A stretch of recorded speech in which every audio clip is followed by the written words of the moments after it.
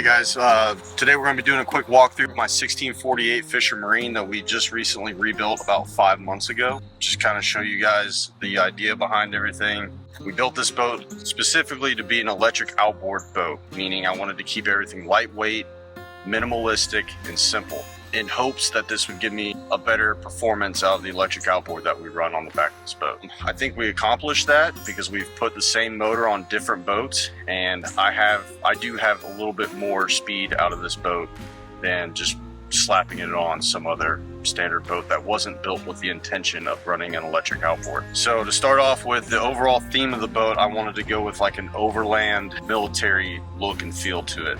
Starting up front, we have 3 12-inch nightlight bars. So we got 2 going off to the side, 1 down the center for night fishing. It's great for seeing the actual trailer when I'm loading up the boat at night from fishing. This is a custom color that we mixed from One Hit Wonder. So it's actually a hydro dipping paint, but you don't need a primer with it. So sprayed 2 coats of that and then did 3 coats of clear coat on top of that.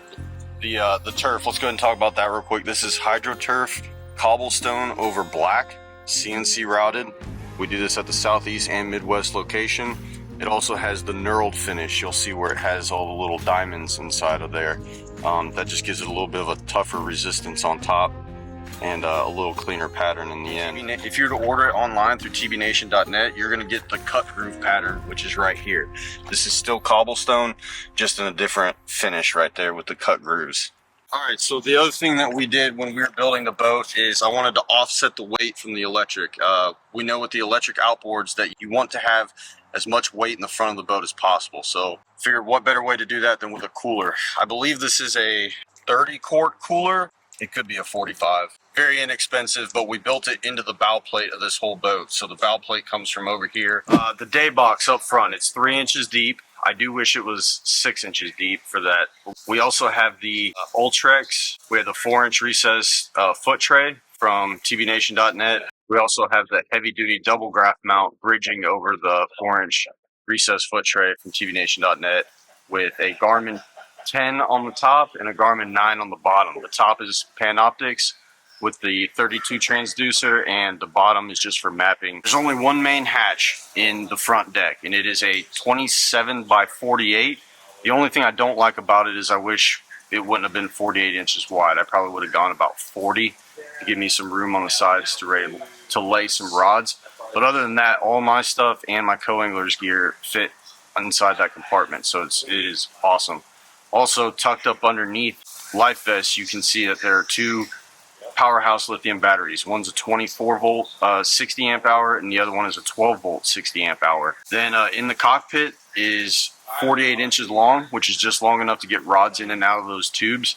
I did not go with the rod locker to save weight, and I actually really like the setup that I have back there until it rains. Obviously my gear is going to get a little bit wet, but I can put about 10 rods into each side, and they're actually very simple to pull out of there, especially when you use rod sleeves. The Livewell, we did something a little bit different with. We took a stock 12 by 30 by 12 18-gallon Livewell tank and extended it 10 inches. Now it's a 40 by 12 by 12 with a custom dual lid on top. Inside the Livewell tank, I also installed 2 temperature sensors.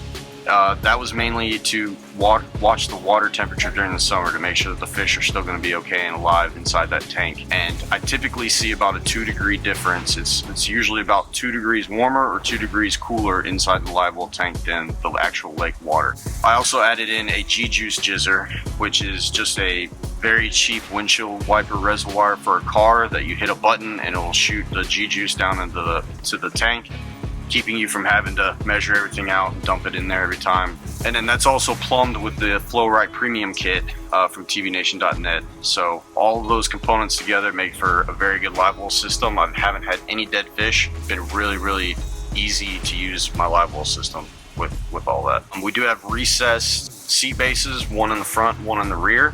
And then I have a custom back hatch. Underneath there, we're running a 48 volt, 173 amp hour powerhouse battery.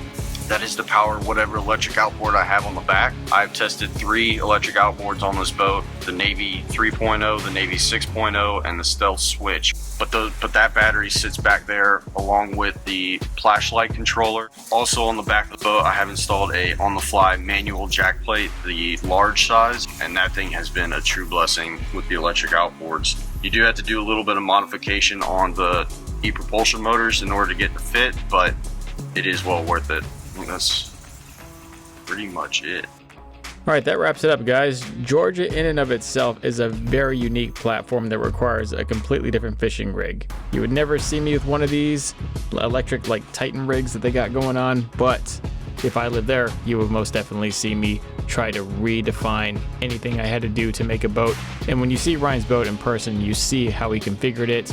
It makes complete and total sense, which is probably why it performs so well. So when you're designing your boat, always remember to design it for what's best for you, not because of some popular trend you see and you think it's cool. Build your boat right, guys, the first time. I'll see you out there. Peace.